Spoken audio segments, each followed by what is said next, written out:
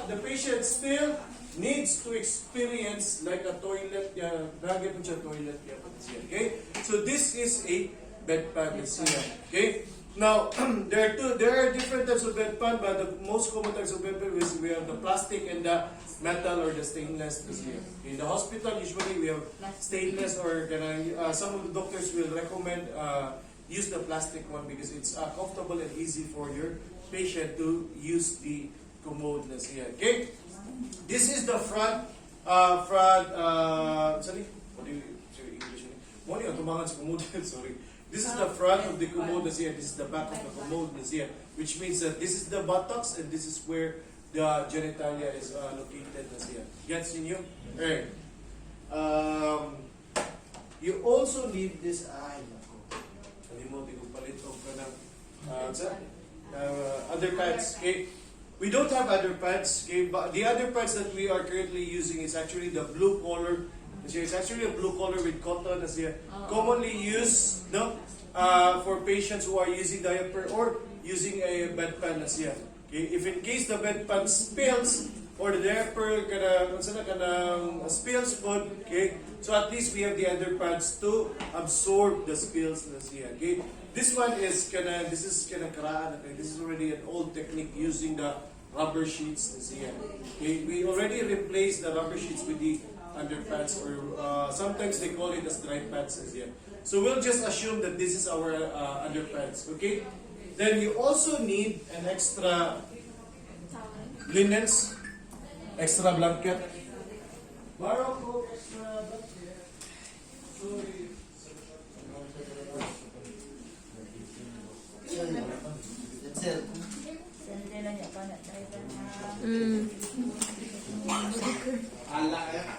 Alright, so you also need an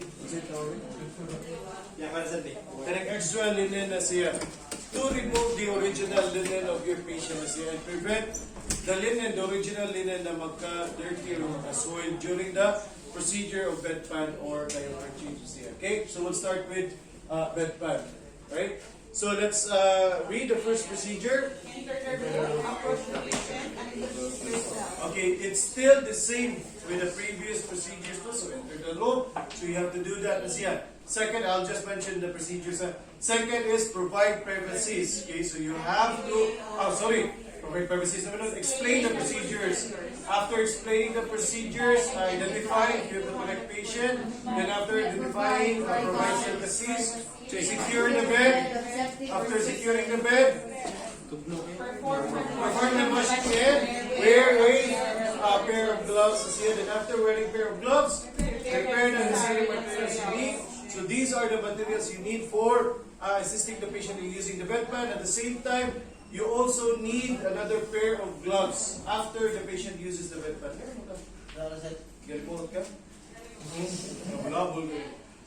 Alright. Next one is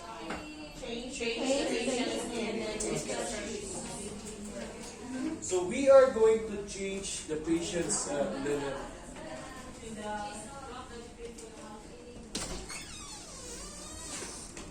Okay. So we are going to cover the patient with the extra linen.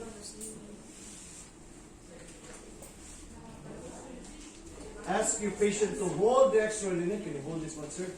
And remove the original linen. Okay? You can just put it on the feet of your patient or literally remove the original linen.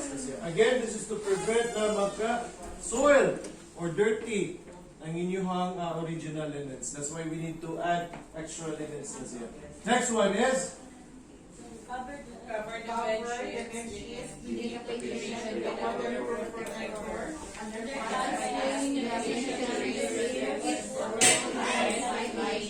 Alright, okay. So we are going to insert the underpants. So how do we insert the underpants? So for inserting the underpants, okay, either there are two scenarios. Either the patient can raise their hips or the patient cannot raise their hips. If the patient cannot raise their hips, so I'll just remove the extra linen so that you can view. Right. So if the patient can raise their hips, it's easy for you to insert the underpants na siya. So how do you insert the underpants? First is you are going to position the patient correctly by bending their knees. Bend your knees, sir. Okay. Then ask the patient to put their arms on the bed na siya. Okay. Then, sir, at the count of 3, i-raise yung hips, sir. Ready? Ready? 1, 2, 3. Magdali ko man ba? Alright, okay. So this is how you insert the underpants is here. If the patient can raise the hips. But what if the patient has difficulty raising the hips? How do we insert this one? Okay. Side-lying position. Okay, so we are going to position the patient into side lying or lateral position as here. Okay? So down lang sa knees, isa ka lang. Then put your arms on the chest. Then sir, the count of 3, I'm going to put you on the side. Ready? 1, 2, 3, side. Okay, very good. Okay. Once the patient is on the side as here, then apply the underpants.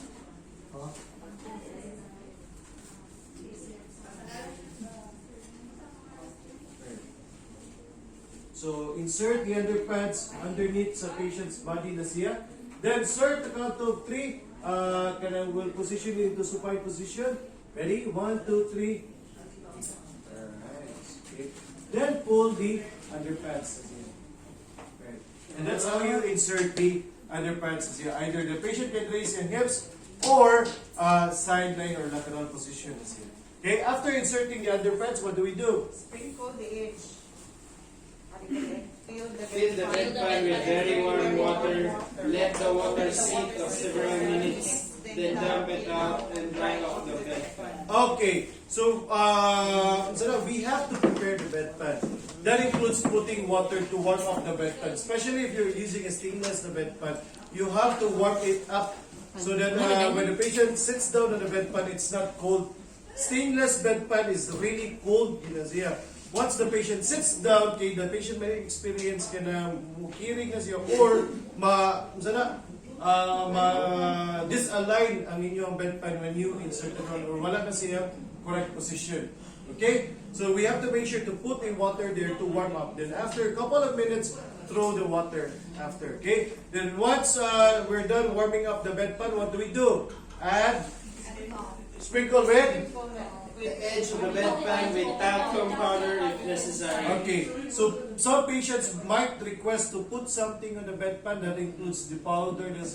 Some of you will actually add tissues on the bedpan to prevent ka na maghugaw. No? Like for example, what if the patient kind of urinates? No? Then the urine itself spreads all throughout the bedpan. So at least there's a toilet tissue to prevent na magkabasa ang imong patient or wet the patient's skin.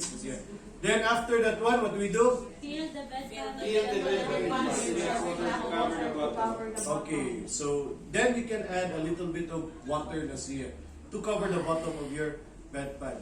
Next one is Ask the patient. alright. Okay, so before you insert the bedpan, don't forget to ask the patient to remove their underwears or shorts or pants na siya. Okay? So that when the patient sits down the bedpan, open na yung genitalia and their buttocks na siya. Alright, so after removing the pants, what do we do? Place the bedpan under the patient's buttocks. Lie the bedpan beneath the patient's buttocks with the curved edges of the bedpan space. Alright, okay?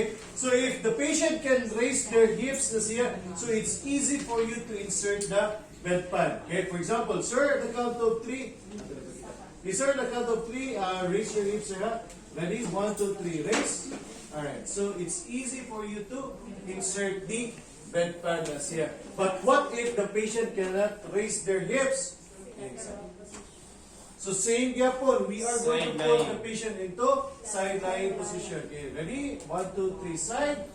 Alright. So once the patient is on a side lying position, we actually recommend not to put the water on the bedpan. Why? Because when we position the bedpan, if the patient is on a side lying position, we have to position the bedpan like this. Now, if there is water, must spill up water. Okay? So, do not put any more water if ever the patient cannot raise their hips.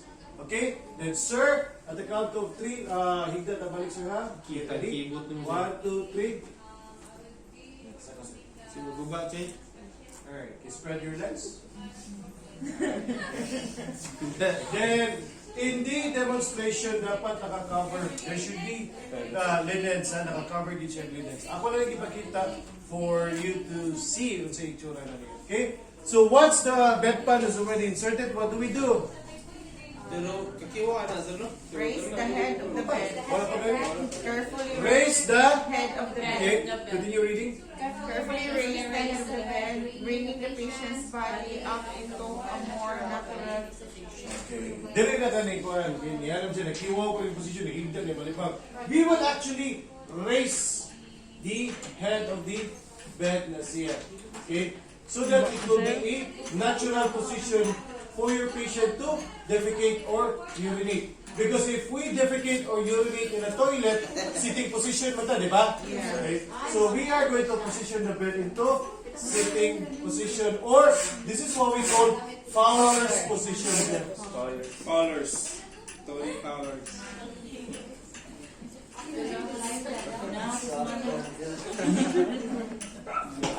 Hindi pipili na. Ang gisgiyata ka na. Oh, kung wala tayo privacy, ha? Tanaw lang mi. Alright, okay? So, usually for bedpan, we position the bed up to 90 degrees or high Fowler's position. That should be the correct position. Because of course, when you urinate or defecate in a toilet, you're in a sitting position. That's 90 degrees. Okay? Dili man na when you're in the toilet, maghigda ka malipang dito. No? So, it should be in a sitting position. Okay? So, after the bed is in a Fowler's position, what do we do? Verify that?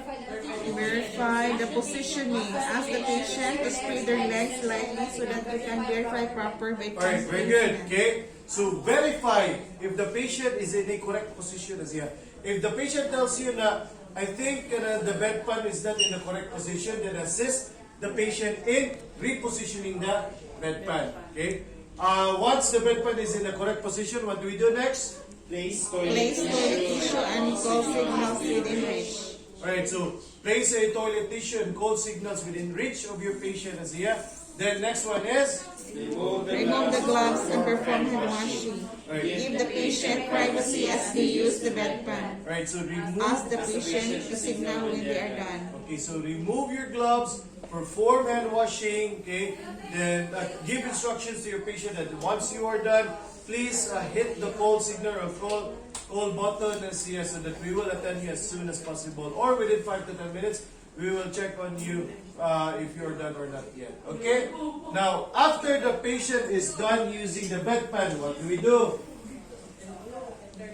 Okay, enter the room. Perform hand washing. Prepare appearance. Sterile gloves. Alright, so when you enter the room, you approach your patient and ask your patient, Sir, are you done using the bedpan? Yes, okay, the patient confirmed that he is already done using the bedpan. So I'm going to perform hand washing and wear a pair of gloves, new pair of gloves. The next is Assist patients in using the toilet tissue. same scenario sa commode. Okay, give patient a toilet tissue and assist them in cleaning the buttocks na siya. After that one, what do we do next? Lower the head of the bed into a supine position. Okay, so we are going to lower back the head of the bed into supine position. Enjoy. Mana sir? Ah, Hindi ko ano sir?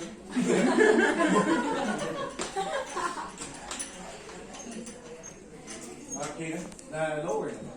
Yes, sir. Okay. Diaper lang po ko sir? Yes. And then, last. Oo, na ako. Huh? Alright, okay. So after lowering the head of the bed, what do we do next? Fold the bedpan flat on the bed so that it does not spill and slide the bedpan away from the patient. Okay, very good. Okay. Now, if the patient can raise their hips, it's easy for you to remove the bedpan together with the underpants. Okay. And also, if the patient tells you na, yes, I have cleaned my buttocks na siya, so you can actually do that, removing the bedpan together with the underpants. But if the patient tells you na, I think I'm not sure if I were able to clean my buttocks, So do not remove the bedpan by raising the hips as here. We will just put the patient into side lying or lateral position as here. Gets you? But actually, it's recommended to put the patient into side lying position or lateral position. Gets you? So that you can really confirm whether the patient has cleaned their buttocks or wala.